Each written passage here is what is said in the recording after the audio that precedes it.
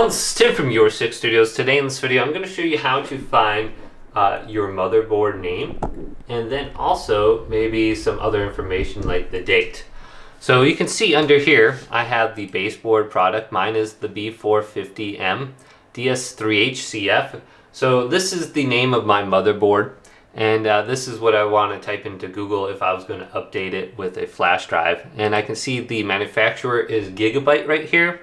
So I can easily find this information just by going to system information. So if I go on down to the bottom of the screen and I go to where it says search, just type in system information right here.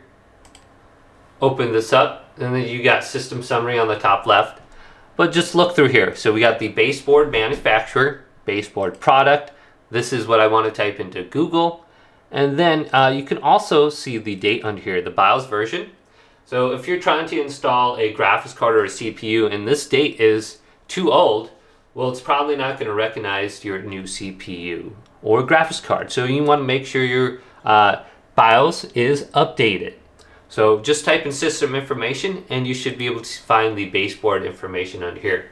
Hopefully this video did indeed help you out. Did, leave it a big thumbs up. And subscribe to my channel down below for more technical videos coming up next on Your Six Studios.